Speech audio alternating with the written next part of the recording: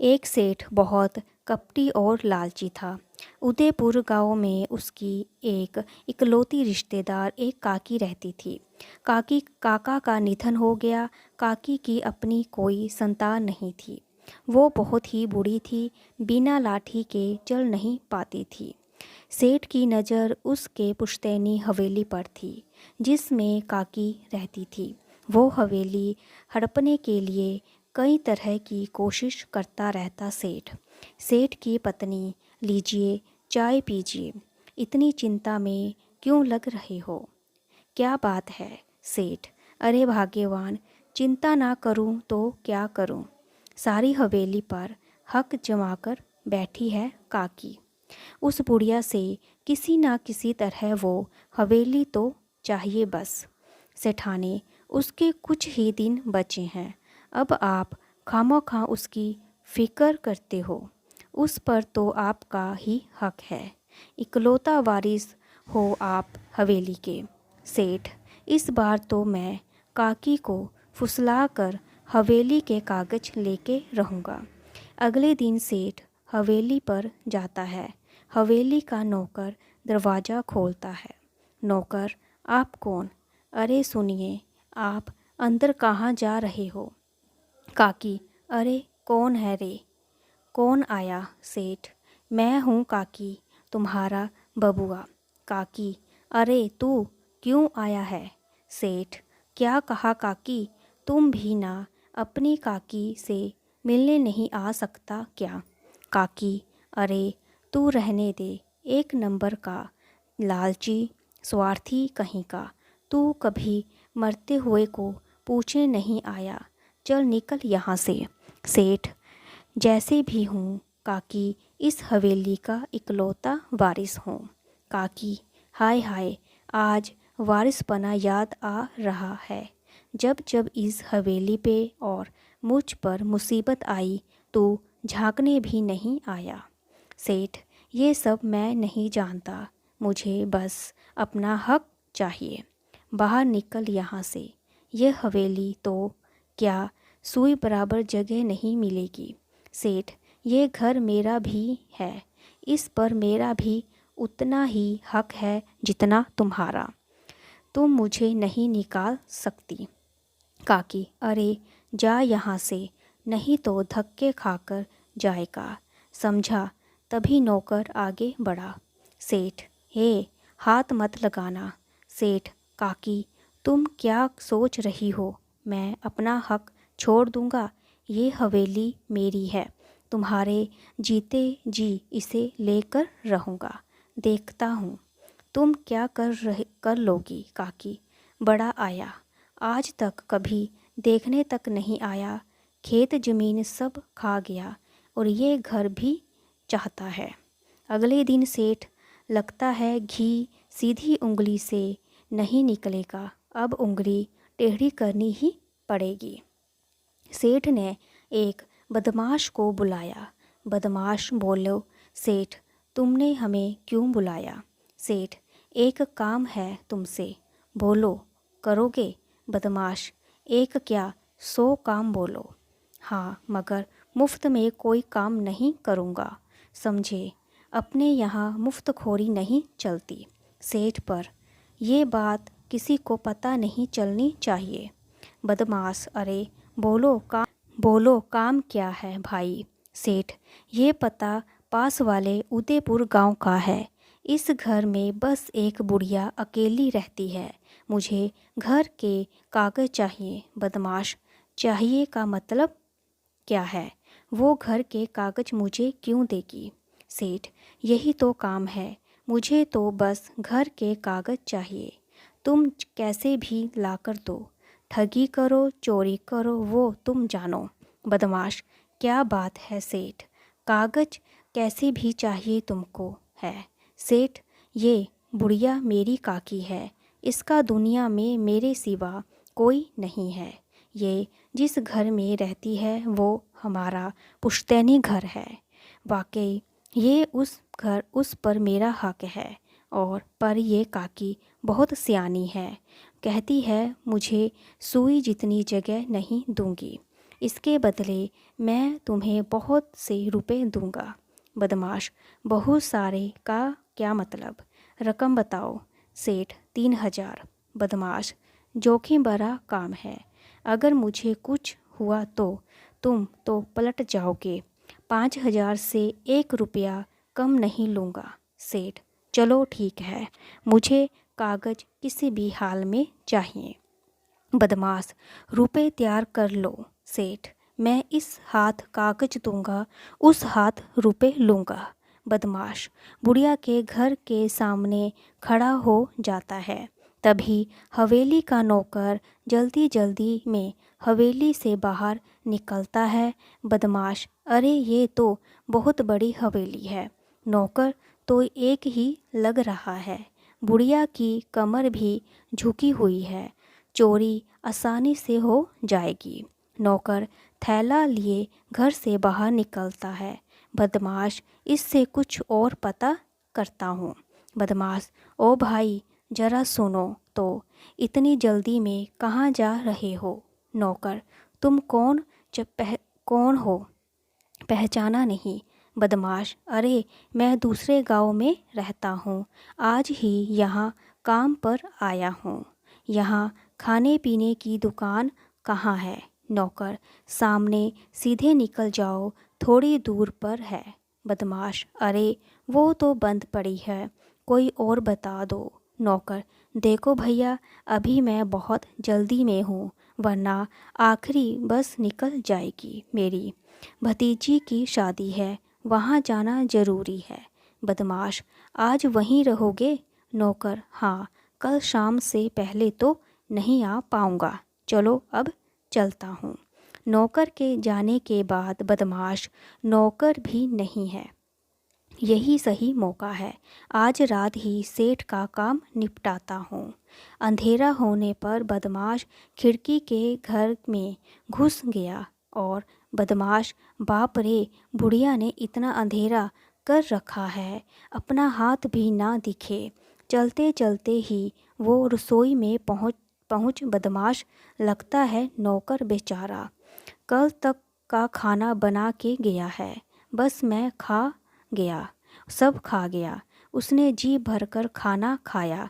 बदमाश: अब रास्ता एकदम साफ है, वो मरियम बूढ़ी तो बिना लाठी के चल भी नहीं पाती, मेरा क्या बिगाड़ लेगी।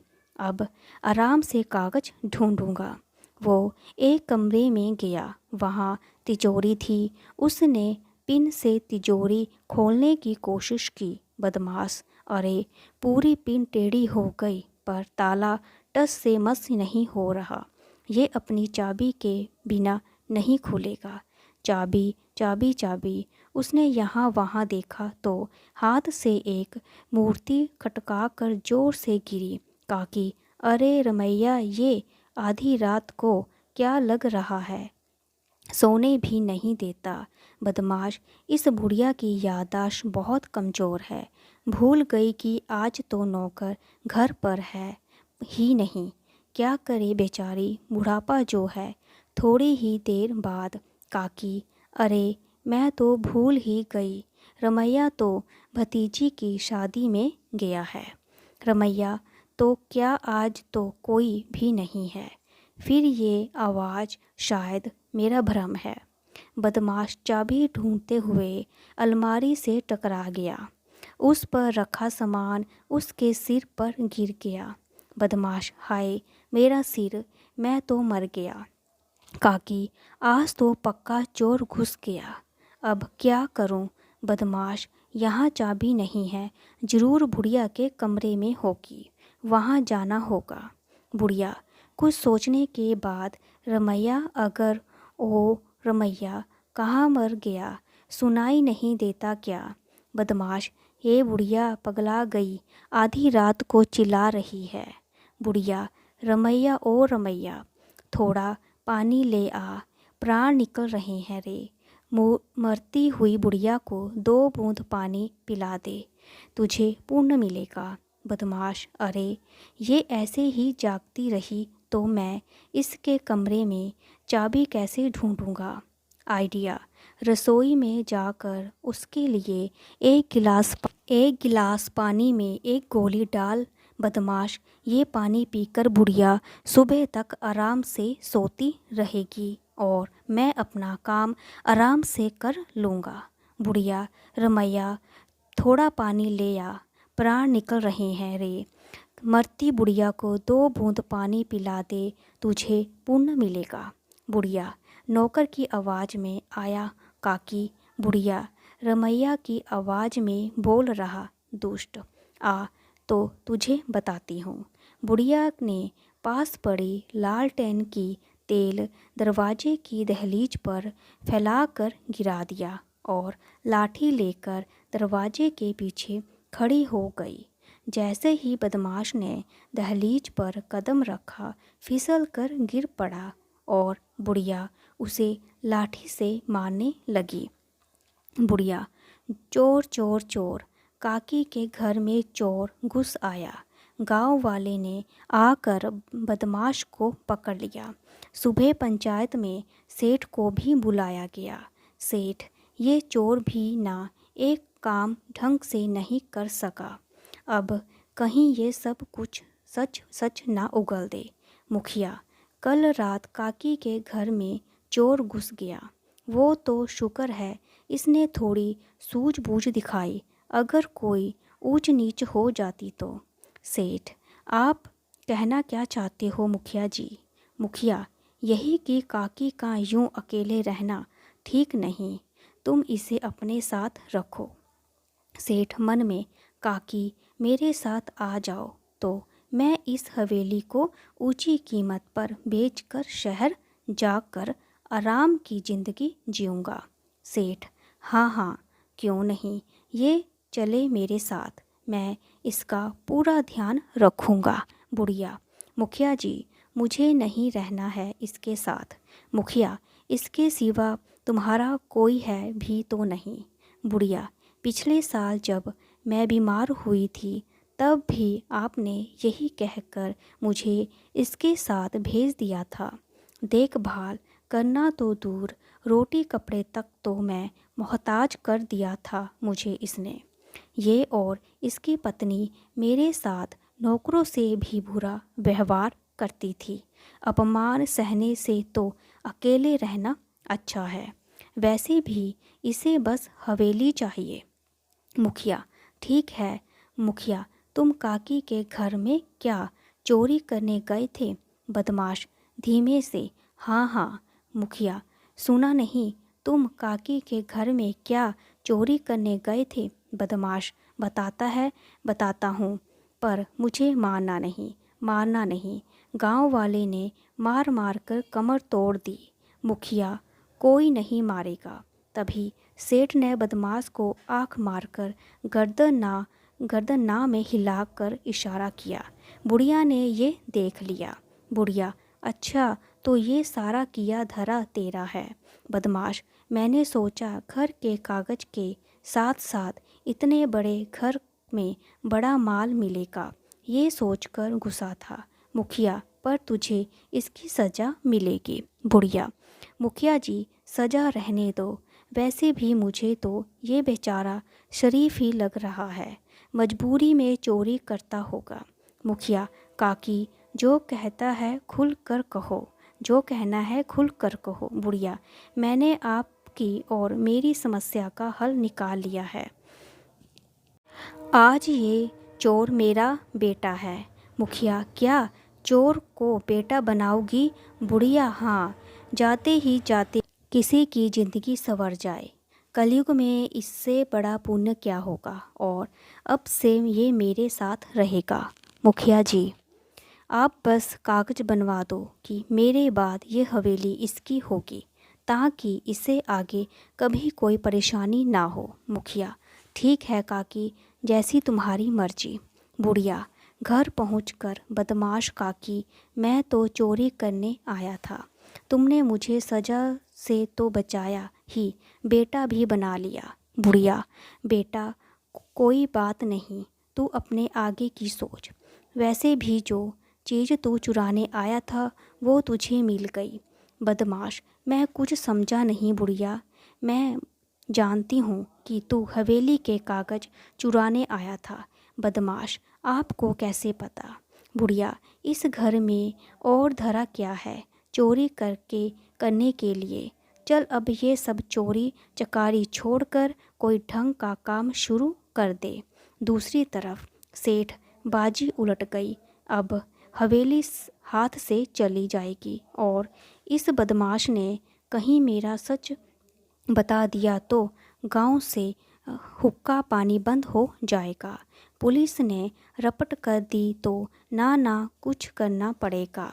और सेठ ने बदमाश को एक सुनसान जगह पर मिलने के लिए बुलाया। सेठ, तुमने किसी को कुछ बताया तो नहीं?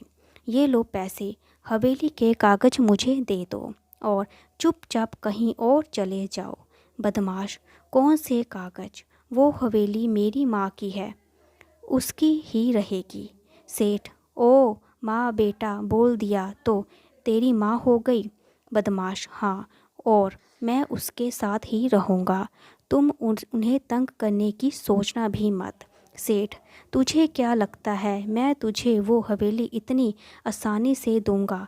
वो बस और बस मेरी है, समझा? बदमाश, मुझे हवेली नहीं चाहिए। बस जब तक माँ नहीं चाहेगी मैं तुम्हें भी नहीं लेने दूंगा। सेठ, देख ज़्यादा मत बन, अपनी औकात मत भूल, समझा?